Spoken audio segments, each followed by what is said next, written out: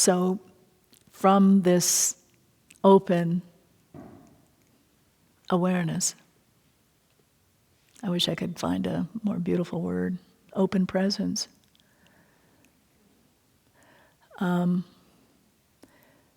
Everything, all of your, what's the word? You won't believe some of the things that are coming out of your mouth because they aren't true. And you can be really, really shocked and really upset and really kind of, lay a number on yourself. I sure did. I thought, well, I know better than that. I mean, my God, it's not true. And it would just pour out of my mouth. I couldn't believe it. Or certain actions, or certain addictions, or certain. But what I finally got was that's the opportunity. What is not free, has not received this recognition, will come to the surface. And it's the seeing of it that is the healing and the liberation and the permeation of it. You get what I'm trying to say? So it's a beautiful thing. So for a while you live in this real, contrast of it's true. You really know this isn't true, and yet it's happening anyway. And if you just stay with it, then after a while it gets kind of fun and interesting. You go, oh my God. And we've talked about this before. There's the more concretized thinking. It's more obvious. But what's really running the show is what I call the commentaries. And I think, Christina was talking a little bit about that last night, like these subtle little judgments. The person that we're sitting with, they go, oh, I can't believe she put that color with that. Yeah, geez. Or, whatever. They're really childish and ego, I don't even know what the words are for them. And they're going, boo, boo, boo, boo, boo, boo, much faster than that.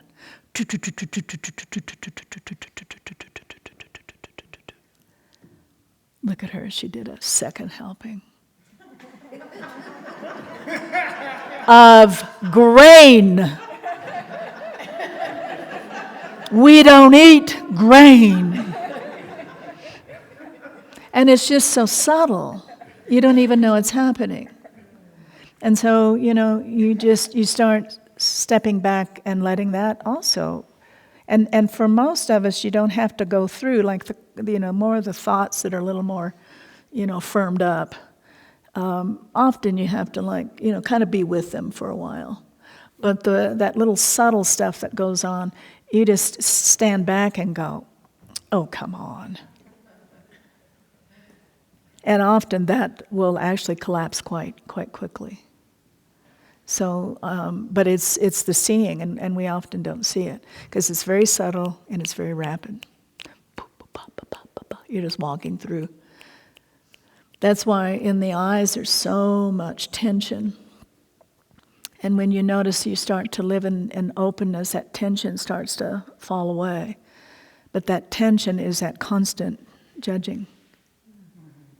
And you're judging yourself and you're judging everybody else. And, that's how you're staying separate, actually. And you don't know it. It's really quite innocent. And that's often where you'll see the real fear level. And again, you know there's a fear in your system, but you don't really understand exactly where that's coming from, and it has no basis of reality. Because if you've noticed, the body's not safe. You might as well admit that. It can get hurt. It can be in an accident. It can, fall off your chair. Whatever it is, it can get ill. And it doesn't mean that that's what you are. But there's something about that, just admitting that no matter what you eat and how much you exercise and whatever it else is you do, is the body probably is going to become ill, or you'll fall over, like that, or, whatever. And you will die. The body will die. You might as well, be okay with that, because it's going to happen.